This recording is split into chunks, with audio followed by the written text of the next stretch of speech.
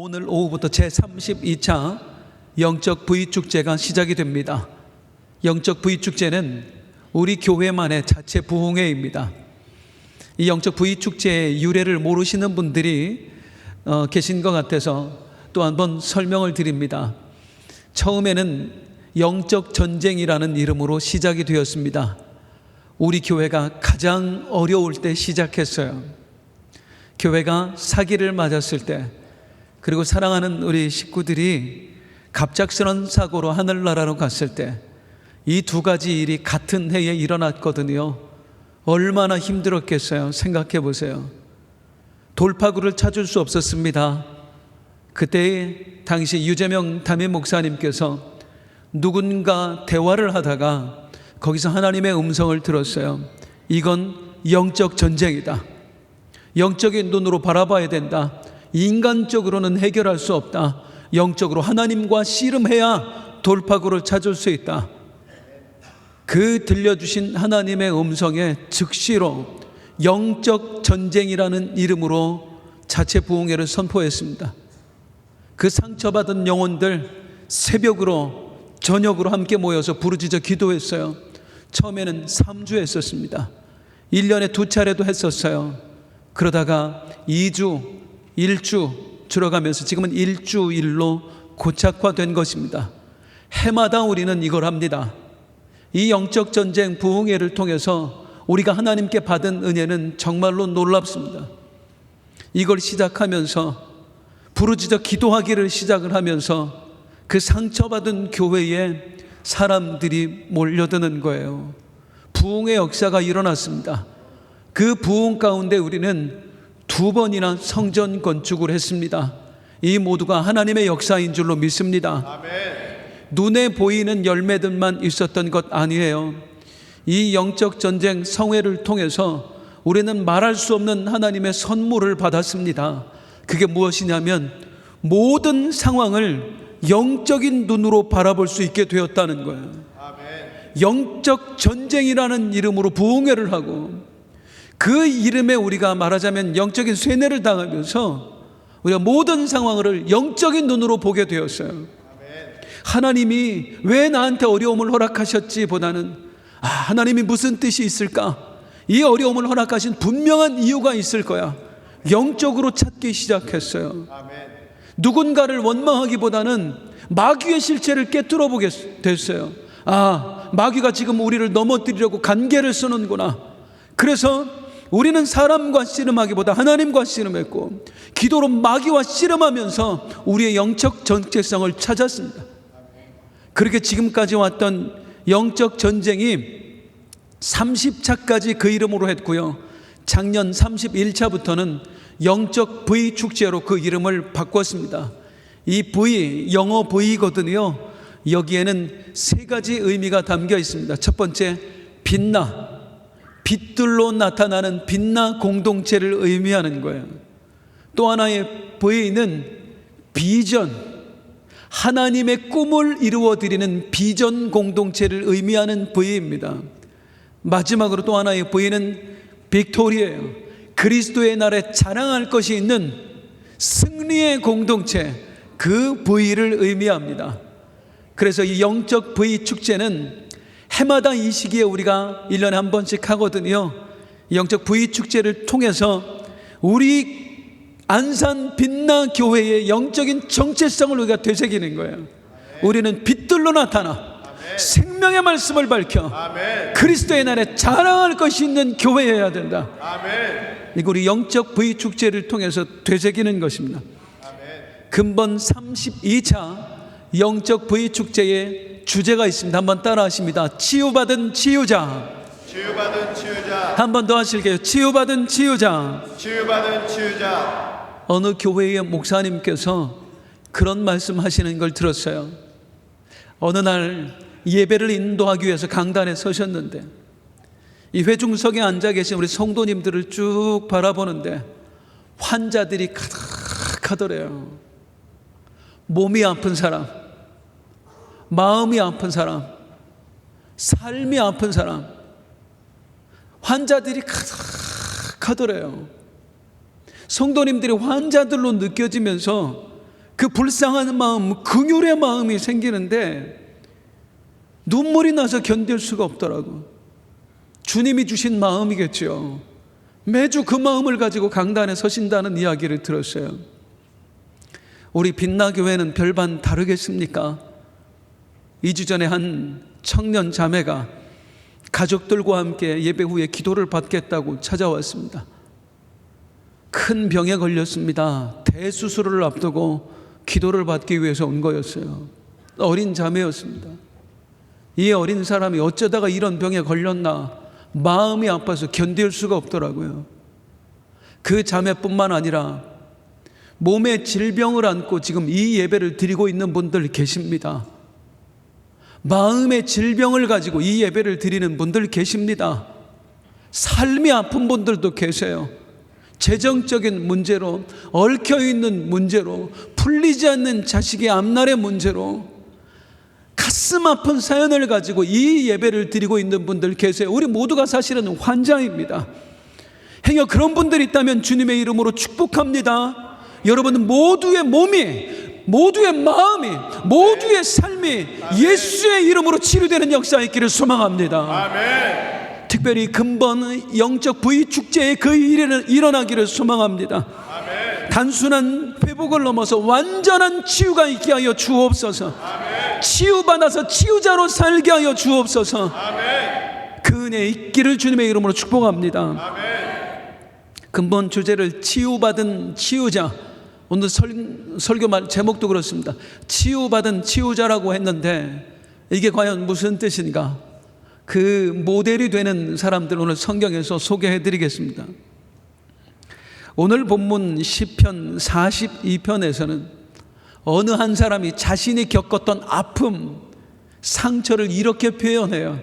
3절 같이 한번 읽어볼게요. 시작. 내 눈물이 주야로 내 음식이 되었도다. 얼마나 아프고 힘들었으면 이렇게 표현할까요? 우리 교회가 처음 영적 전쟁을 시작할 때도 그러했습니다. 우리 유재명 목사님께서 그런 표현 하시잖아요.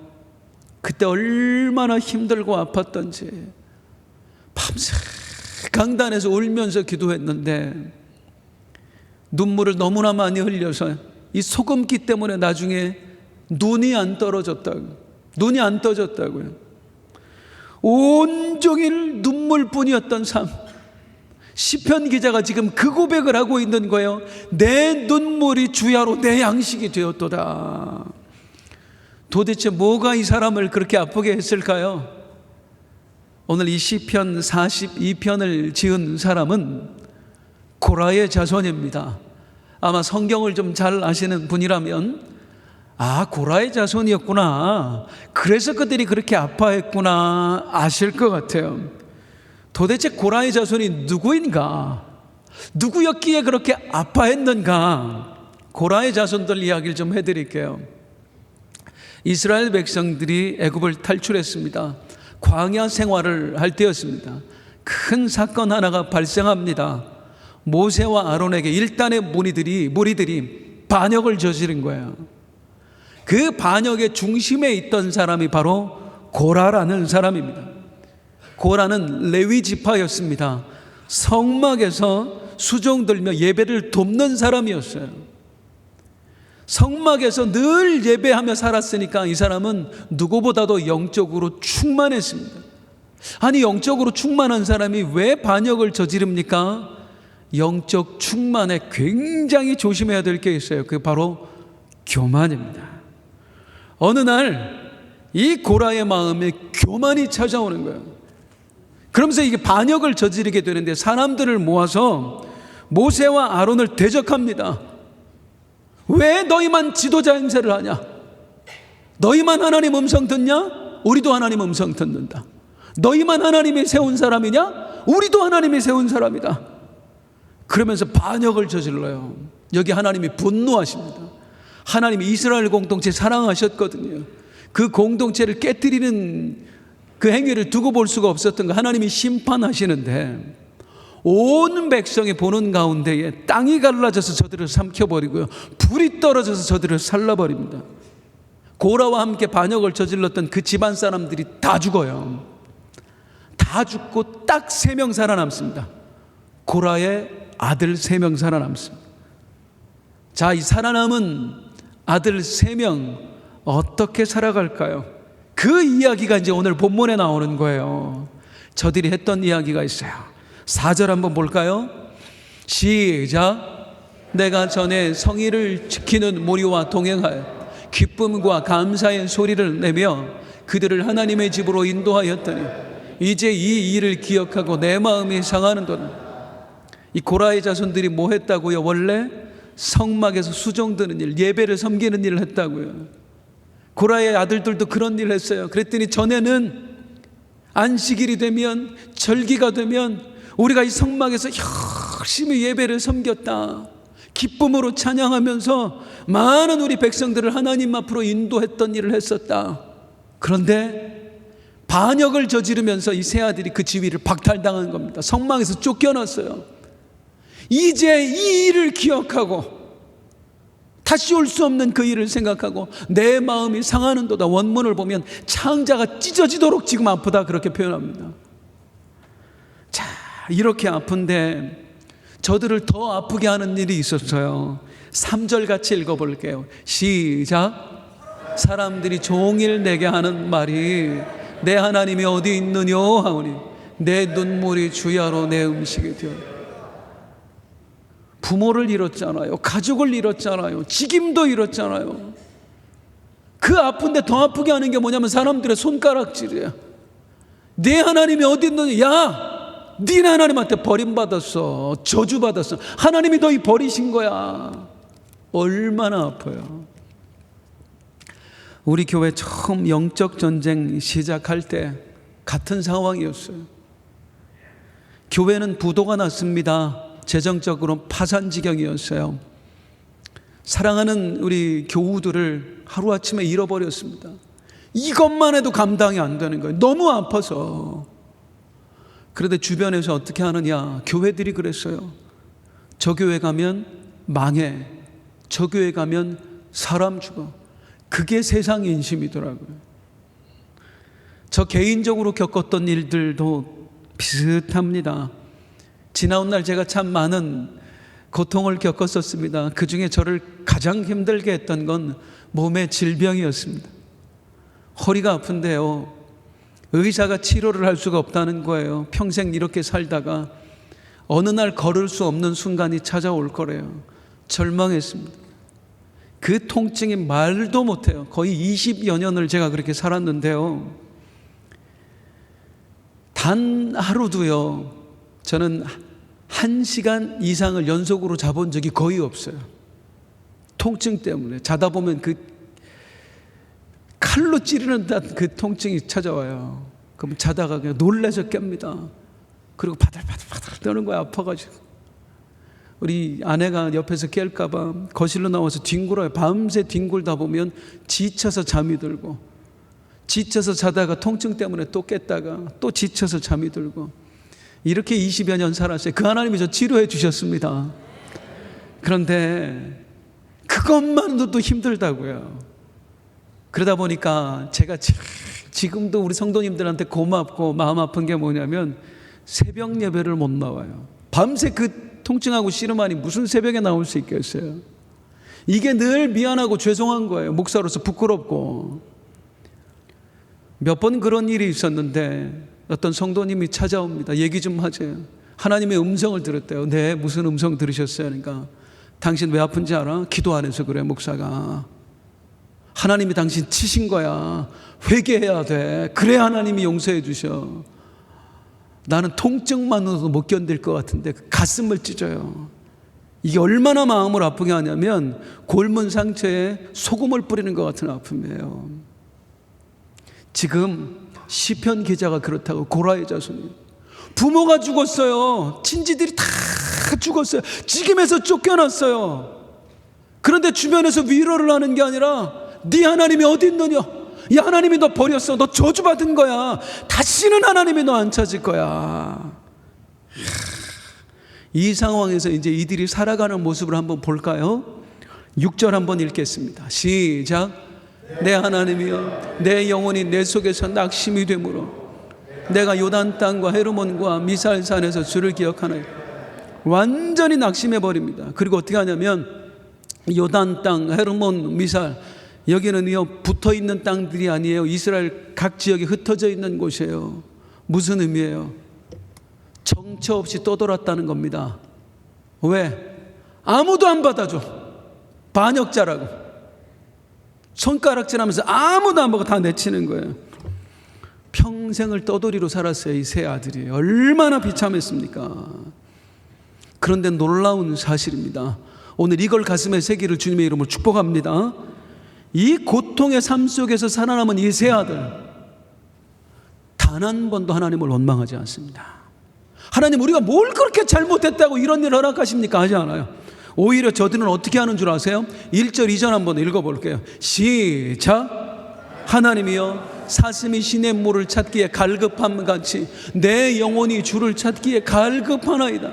내 영혼이 하나님, 곧 살아계시는 하나님을 갈망하나니 내가 어느 때에 나가서 하나님의 얼굴을 배울까? 하나님, 그래도 저희는 하나님을 사랑합니다. 우리가 잘못해서 이런 것 된 거 저희도 알아요. 그런데 하나님, 저희가 소망합니다. 다시 한 번만 기회 주세요. 그래서 우리가 하나님을 다시 섬길 수 있도록, 예배할 수 있도록 우리에게 한 번만 기회를 주세요. 이거 소망하면서 살아요. 이게 영적 전쟁의 정신입니다. 인간적인 것과 씨름하는 게 아니에요. 하나님이 허락하신 이유가 있겠지. 그토록 우리를 사랑하시는데 하나님이 나에게 이런 문제를 허락하신 이유가 있을 거야. 영적인 씨름을 하는 게 영적 전쟁입니다. 이 고라의 자손들, 고라의 아들들이 그랬어요. 이런 저들 하나님이 그냥 두셨을까요? 하나님 역사하셔요. 저들을 회복케 하시는 장면을 한번 볼게요. 이 회복을 알기 위해서는 뭐냐면 고라의 자손들을 하나님이 어떻게 쓰시는가, 그걸 보면 돼요. 이 고라의 자손들을 통해 대단한 신앙인들이 나옵니다. 첫 번째, 사무엘입니다. 사무엘이에요. 이스라엘 역사상 최고의 영적 지도자 중에 한 명. 무려 사울 왕과 다윗 왕, 두 명의 왕을 기름 부어 세웠던 이스라엘의 최고의 영적 권위자. 자신의 사역을 다 내려놓고 은퇴하는 그 순간에도 이 말을 남겼던 사람. 사무엘상 12장 23절. 나는 너희를 위하여 기도하기를 쉬는 죄를 여호와 앞에 결단코 범하지 않으리라. 평생을 민족을 위한 중보자로 살았던 영적인 거인, 그 사무엘이 고라의 자손입니다. 하나님이 고라의 자손에서 그 거인이 나오게 하시는 거예요. 또 다른 사람 소개해 드려볼까요? 오벳 에돔입니다. 이 오벳 에돔, 우리 원로 목사님 정말 이 오벳 에돔 설교 잘하셔요. 다윗이 왕이 된 이후에 이 언약궤를 예루살렘 성으로 모셔옵니다. 그때 이들이 죄를 범해요. 하나님이 정하신 방법에는 지들이 마음대로 해요. 그러다가 하나님의 진노를 삽니다. 언약궤를 이동하던 사람이 그 자리에서 죽어버려요. 다들 이스라엘 백성들이 무서워서 다윗도 아무도 언약궤를 못 건드립니다. 그리고 그 죽은 사람 있던 곳에 있는 한 집에 이 언약궤를 잠시 임시로 맡겨요. 그게 오벳에돔의 집이었습니다. 오벳에돔 고라의 자손, 고라의 자손들 원래 뭐 하던 사람들이라고요? 성막에서 일하던 사람들이라고요. 성막의 그 성물을 열심히 섬기고 지키던 사람들이라고요. 이 사람들이 하나님을 갈망했다 그러잖아요. 언젠가 하나님이 우리에게 기회를 주시면 우리 열심히 하나님을 섬겨보자. 수백 년이 지났는데도요, 그 마음을 포기하지 않습니다. 대대로 자식들에게 그걸 전해줘요. 우리는 원래 성막에서 성물을 섬기던 사람들이야. 지금은 쫓겨났지만 하나님이 우리에게 언젠가 기회를 주실 거야. 만약에 그 기회가 오면 넌 이렇게 해야 된다. 반드시 이렇게 해야 된다. 자식들에게 전해주고 그게 수백 년이 지납니다. 근데 그때까지도 그 기회가 안 왔는데 우연히 오벳에돔의 집에 그 기회가 찾아온 거예요. 아, 이때를 위함이 아니더냐. 열심히 오벳에돔이 그 하나님의 언약궤를 섬깁니다. 하나님이 감동하셔요. 오벳에돔의 집에 축복을 쏟아 부으십니다. 그러면서 온 이스라엘 백성들에게 두 눈으로 똑똑히 보게 만들어요. 하나님은 어떻게 섬기는 것인가. 그 하나님을 섬기는 일에 있어서 모본이 됐던 그 오벳에돔이 바로 고라의 자손이었어요. 이 사무엘과 오벳 에돔 이후에 하나님께서 이제 고라 자손의 직임을 완전히 회복시켜 주십니다. 과거 수백 년 전에 반역의 죄로 성막에서 쫓겨났던 그 직임을 하나님께서 다시 맡기시는데, 그 직임 중에 몇 개를 소개해 드리면 그 중에 하나가 바로 무엇이냐면 성전 문지기였어요. 고작 성전 문지기? 여기서 이 고라 자손들의 영성을 보는데요, 성전 문지기의 직임을 맡겨졌을 때 이들이 했던 말이 있어요. 시편 84편 10절입니다. 시작. 주의 궁정에서의 한 날이 다른 곳에서의 첫날보다 나은, 악인의 장막에 사는 것보다 내 하나님의 성전 문지기로 있는 것이 좋사오니. 할렐루야. 우리 너무너무 행복하다. 우리 소원을 드디어 이루었다. 과거에 우리가 죄인이었을 때, 악인으로 살 때 대궐 같은 집에 산들 그게 무슨 소용이 있었느냐. 그런데 하나님께서 우리를 어여삐 보셔서 우리에게 다시 성막에서 하나님의 집에서 일하게 해주셨어. 우리에게 성전 문지기의 직임을 맡겨주셨다. 우리 너무너무 기쁘다. 남이 나를 어떻게 보느냐 상관없어요. 완전히 자존감 뿜뿜입니다. 이 자존감이 어디서 나와요? 하나님이 우리를 기억해 주셨어. 하나님이 우리를 용서해 주셨어. 하나님이 우리에게 다시 기회를 주셨어. 완전한 회복이지요. 이 회복의 은혜가 우리에게도 있기를 소망합니다. 환경과 상관없이 하나님으로 인해 기뻐하는 은혜가 우리에게도 있어야 되는 거예요. 그런데 이후에 끝나지 않아요. 하나님의 역사는 이들을 하나님께서 쓰시는데요, 그야말로 그 주제와 딱 맞습니다. 치유받은 치유자로 하나님이 쓰세요. 얼마나 놀랍게 고라의 자손들을 하나님이 사용하시는지를 이제 보여드릴게요. 치유받은 치유자, 어떤 모습인가? 오벳 에돔 사건 이후에 하나님께서 이 고라 자손의 직임을 회복케 하셨다고 했습니다. 그 중에 하나가 성전 문지기였어요. 하나님이 이들에게 또 하나의 직임을 맡기시는데 그 직임이 뭐였냐면 바로 찬양대였습니다. 성가대 하나님이 하게 하신 거예요. 이 찬양대의 직임을 통해서 고라의 자손들이 어떤 일을 행하는가? 세월이 흐릅니다. 여호사밧 왕 때가 되었습니다. 적군이 침공을 했는데 이스라엘의 국력이 쇠약할 대로 쇠약해졌어요. 망하기 일보 직전이 되어버린 거예요. 도저히 이길 수 없는 상황이 된 거예요. 여호사밧이 무릎 꿇고 하나님께 기도합니다. 하나님, 우리 좀 살려주세요. 그러다 찾아온 감동이 뭐냐면 하나님께 맡기자. 하나님께 우리의 믿음을 보여드리자. 어떻게 믿음을 보여드릴까 하다가, 그래, 내일 전쟁에 나갈 때 아예 무기도 손에 들지 않고 우리 찬양하면서 나가자. 성가대를 앞세워서 하나님 찬양하면서, 하나님 안 도와주시면 우리 죽습니다. 그 믿음으로 한번 나가보자. 대단하죠? 나는 여호사밧이 대단한데 이 찬양대 누가 쓸까 그게 궁금하지 않습니까? 아니, 누가 죽을 자리에 먼저 나가겠어요? 그런데 저희가 할게요 했던 사람이 있어요. 누구 계세요? 눈치채셨죠? 고라의 자손들입니다. 역대하 20장 19절입니다. 시작. 그앗 자손과 고라 자손에게 속한 레위 사람들은 서서 심히 큰 소리로 이스라엘 하나님 여호와를 찬송하니라. 할렐루야. 목숨 걸고 나가는 거예요. 적들과 맞서 싸우는데 무기 하나 없이 찬양하며 나가는 거예요. 믿음으로. 이걸 보고 하나님이 감동하십니다. 그날에 하나님께서 하늘의 군대를 움직이세요. 이스라엘을 구원해 주십니다. 이게 얼마나 감격이에요. 이들이 원래 뭐 했던 사람이 이스라엘의 반역자였습니다. 반역을 저질렀다가 하나님의 심판을 받았던 사람들이에요. 그런 사람들을 하나님께서 어떻게 회복시키시고 어떻게 사용하시지요? 누구보다도 특출난 믿음으로, 누구보다 헌신된 자세로 나가서 민족을 구원하는 구국의 영웅들이 되게 하시는 거예요. 민족의 반역자를 민족을 살리게 하는 사람으로 바꿔내시는 하나님, 그분이 내 하나님이신 줄로 믿습니다. 치유받은 치유자예요. 이게 우리 하나님의 솜씨예요. 주여, 나에게도 그 역사를 허락하여 주시옵소서. 치유받은 치유자, 어떻게 하나님이 쓰시는지 또 하나를 소개하겠습니다. 오늘 성경을 보면 오늘 시편 42편에 제목이 하나 붙어 있어요. 혹시 아시나요? 한번 읽어보겠습니다. 시작. 고라 자손의 마스길, 인도자를 따라 부른 노래. 한번 따라 하시겠습니다. 마스길. 마스길이 뭐냐면 교훈의 시, 그런 뜻이에요. 그러니까 고라 자손의 마스길, 이건 무슨 뜻이냐면 고라 자손이 남긴 교훈, 그렇습니다. 고라 자손의 교훈, 그래요. 시편에는 모두 13개의 마스길이 있습니다. 다윗의 마스길, 아삽의 마스길, 그리고 고라 자손의 마스길이 있습니다. 대부분의 마스길은 어떤 교훈을 남기냐면 시련당한 사람들을 위한 교훈을 남겨요. 환난의 때에, 시련의 때에 믿음의 사람이 어떻게 해야 되는지, 어떻게 해야 그 시련을 이겨낼 수 있는지를 마스길들이 대부분 알려줘요. 고라 자손의 마스길도 마찬가지입니다.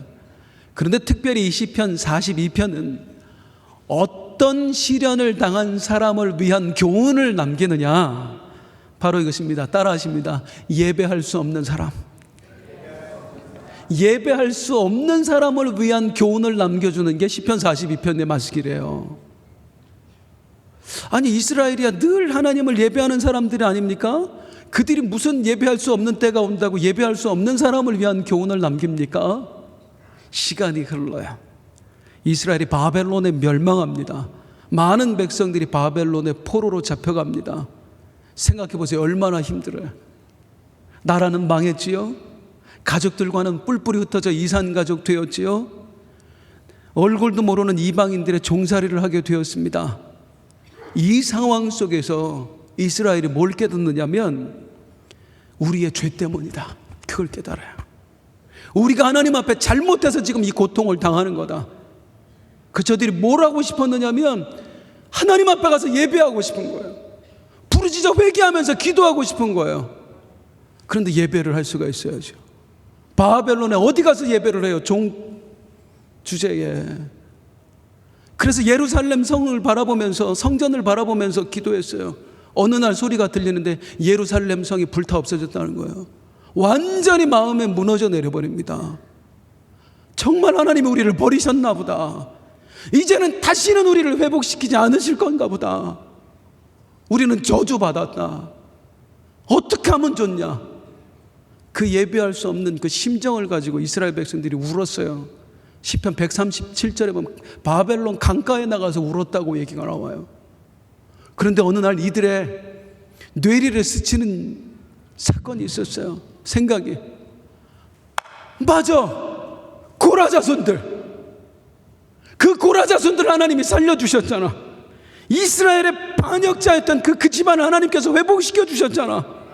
성막에서 완전히 쫓겨나서 다시는 예배할 수 없는 줄 알았던 저들, 하나님께서 다시 직임을 맡겨주셨잖아. 예배할 수 있게 해주셨잖아. 또 나라가 멸망할 위기에서 하나님이 저들을 통해서 그들의 믿음으로 온 민족을 구원해 주셨잖아. 그야말로 반역자의 집안을 사무엘과 같은 사람이 나오는 영적인 명문가로 만들어 주셨잖아. 맞아, 우리 하나님이 그런 분이셨어. 우리 하나님은 절대로 우리를 버리지 않으셔.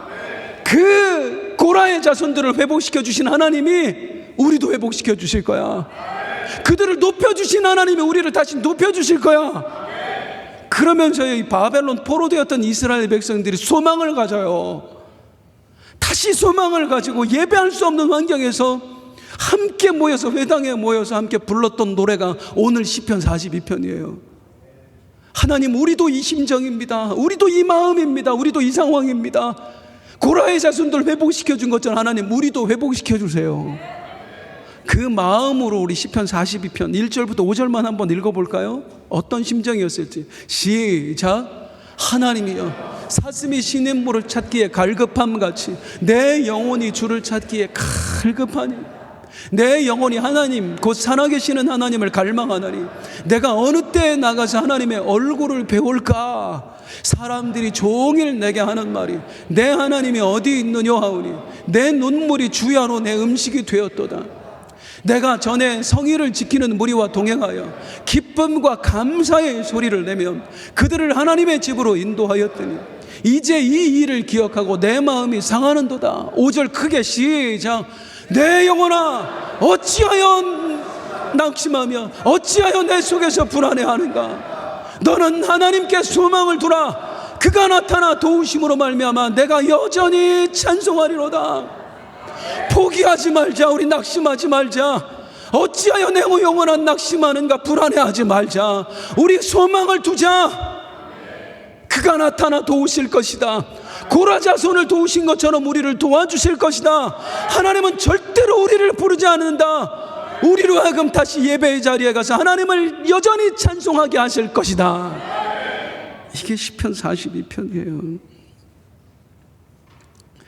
고라 자손의 이야기가 바벨론 포로되었던 이스라엘 백성들에게 다시 일어날 힘을 주는 거예요. 소망을 주는 거예요. 그런데 사실 고라의 자손들이 이 시편을 지을 때는 그런 마음으로 지은 게 아닙니다. 언젠가 내 백성이 예배할 수 없을 때가 올 텐데 그들에게 소망이 되는 말씀을 하나 남기자, 이런 마음으로 지은 게 아니에요. 고라의 자손들은 그냥 내가 겪었던 일들을 적은 거예요. 우리가 이렇게 아팠었어. 이렇게 힘들었었어. 그런데 그때 우리가 이런 갈망이 있었지. 그리고 하나님이 우리를 회복시켜 주셨어. 그러니까 내 인생의 간증을 그냥 찬양의 시로 남겼을 뿐이에요. 그런데 내가 내 인생을 남긴 그 글이, 찬양의 시가 어느 날 누군가에게 위로가 되고 소망이 되고 길잡이가 되고 교훈이 되더라, 이 말이에요. 나는 그냥 살아냈을 뿐인데, 고통을 겪었을 뿐인데, 내가 겪었던 그 고통 그리고 회복된 이야기를 교훈으로 우리 하나님이 누군가를 위한 마스길로 만들어 주시더라, 그 말입니다. 나는 마스길을 위해서 산 게 아닌데, 그냥 살았을 뿐인데, 버텨냈을 뿐인데, 그걸 마스길이 되게 하신 우리 하나님이에요. 교훈이 되게 하시는 우리 하나님이시라고요. 제 인생에 그 일이 일어났었어요. 참 많은 고통이 있었습니다. 지금도 이런 이야기를 하면 민망하지만 얘기하는 이유가 있어요. 우울증 공황장애로 10여 년 동안을 고통 속에 살았습니다. 그게 맞춰지자마자 바로 찾아온 게 그 허리 고통이었습니다. 매일 밤 뒹굴며 20년을 살았습니다.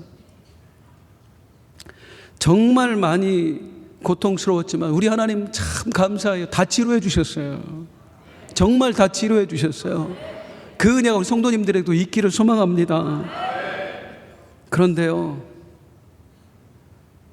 그 고통을 당할 때 하나님을 원망하는 마음이 왜 없었겠어요? 도대체 내가 뭘 잘못했다고 이런 일을 나에게 허락하십니까? 그런데 목회를 하면 할수록 내가 겪었던 일들이 감사한 거예요. 왜 감사하냐면 어느 날 어떤 분이 만나고 싶대. 그래서 만나면 그분이 하는 이야기가, 목사님, 사실은 제가 목사님이 앓았던 병과 똑같은 병을 지금 앓고 있습니다. 하루하루가 죽을 맛입니다. 그런데 아무도 저를 이해를 안 해줘요. 우리 부모님도 저를 이해를 안 해줘요. 그래서 목사님 설교 듣다가 저 목사님이라면 나를 이해해 줄 수 있을 것 같아. 그래서 찾아왔어요. 잘 오셨어요. 잘 오셨어요. 저는 이해를 해드리지요. 해드리는 게 아니라 당연히 이해가 되지요. 제가 겪었던 일이니까. 또 다른 분이 찾아와요. 목사님, 저는 완전히 절망이었습니다. 내 이 힘든 상황 속에서 다시는 회복되지 않을 거라고 생각했습니다. 그런데 목사님 이야기를 들으면서 제가 소망이 생겼어요.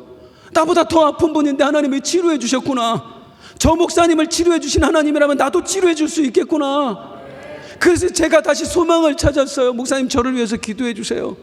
그때 얼마나 감사한지 몰라요. 제가 무슨 재주로 그분들에게 소망을 줄 수 있겠어요? 무슨 재주로 그분들을 일으켜 줄 수 있겠어요? 제가 그런 언변이 있어요? 그런 능력이 있나요? 아니에요. 그냥 딱 하나, 내가 겪었던 일이에요. 내가 힘들게 그냥 지나며 겪어왔던 일이에요. 그 일을 재료로 하나님 맞쓰기를 만들어서 또 다른 사람을 일으키고 세워주는 교훈으로 쓰시니 어찌 감사가 안 나올 수 있겠습니까? 겪었는데, 그냥 버텼는데, 힘들기만 했는데 그 모든 일을 하나님이 회복해 하시고 내 지나온 인생 상처가 아니라 마스길이 되게 하셔서 주님께 치유받아 이제 또 다른 사람을 치유하는 치유자로 살게 하신 은혜, 이게 얼마나 감사한지. 우리 교회의 영적 전쟁, 그 역사 돌아보면 너무나 아픕니다. 그런데 우리 하나님의 은혜가 얼마나 감사한지, 아픔으로만 끝나지 않게 하시는, 그 일을 통해 우리를 사용하시는 거예요. 우리 유재명 원로 목사님께서 집회를 가시면 정말 많은 교회들이 회복됩니다. 성도들이 살아납니다. 아마 목사님의 설교를 듣고 다시 회복된 성도들 수십만은 될 거예요. 그런데 그 누구보다도 우리 목사님 설교에 힘을 얻고 다시 회복되는 사람들이 누구냐면 목사님들이세요. 목회자들, 그리고 선교사님들. 이분들이 뭐에 그렇게 힘을 얻느냐면, 뭐 다른 설교 말씀도 너무나 좋습니다만 그 중심에 우리 빛나교회가 겪었던 이야기, 그 간증을 하면 그 목사님들이 나 이제 목회 그만둬야지, 이 선교제에서 도저히 못 버티겠다 했던 분들이 세상에 그런 교회도 있었구나, 그런 상황에서도 버텨냈구나, 내가 당하는 일, 저 목사님이 겪었던 일에 비하면 사실 큰일도 아닌데 내가 넘어질 뻔했구나, 무너질 뻔했구나, 다시 내가 용기를 내야 되겠다. 그리고 저 교회를 그렇게 회복케 하신 하나님이라면 내 문제도 회복케 하실 수 있을 거야. 우리 안산 빛나교회 영적 전쟁하면서 우리 힘든 일 그냥 겪어냈어요. 우리 그냥 버티기만 했어요. 부르짖으면서 그냥 버텨냈어요. 근데 10년이 지나고 20년이 지나면서 우리가 그 버텨냈던 일들을 하나님이 맞스길로 쓰시는 거예요. 또 다른 사람들을 세워주시고 용기를 얻게 하시고, 그래서 상처뿐이었던 우리 안산 빛나교회, 우리 유재명 목사님과 우리 성도님들의 이야기를 치유하셔서 그 일들로 또 다른 누군가를 치유해 가시는 우리 하나님, 이 놀라운 솜씨를 가지신 분이 내 아버지이십니다. 우리들의 아버지이십니다.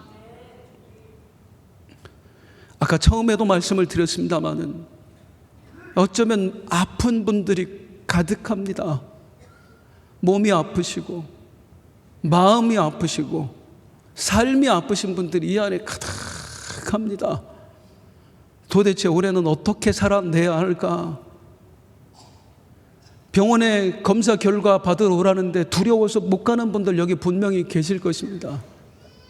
그러면서 내가 왜 이렇게 살아야 하는지 하나님 앞에서 해답을 얻지 못하는 분들 계실 거예요. 그런데 분명히 믿으세요. 그 하나님 지금도 나와 함께 하시고 당신의 목숨보다도 우리를 더 사랑해 주십니다. 고라의 자손들의 인생, 그 힘든 여정을 통해서 맞쓰기를 써내신 하나님, 이 부족한 유호승 목사를 통해서 맞쓰기를 써내신 하나님, 우리 안산 빛나교회가 겪었던 일들을 통해서 맞쓰기를 써내신 하나님, 그래서 치유받아 치유자로 살게 하신 하나님, 그 하나님께서 성도님들에게도 동일한 역사를 베푸실 것입니다. 근본 우리 영적 부위 축제가 그 은혜를 받는 기회가 될 거예요. 하나님이 마음을 주세요. 요즘 계속해서 환자들이 찾아와서 기도해달라고 하는 가운데 새벽마다 하나님 부르짖어 기도하면 내가 그들을 치유하기를 원한다는 하나님의 마음, 내가 역사할 것이라는 마음을 주세요. 한 주간 동안 열심히 참석하여 부르짖으면서 그 회복케 하시는 하나님의 은혜를 경험할 수 있기를 주님의 이름으로 축복합니다.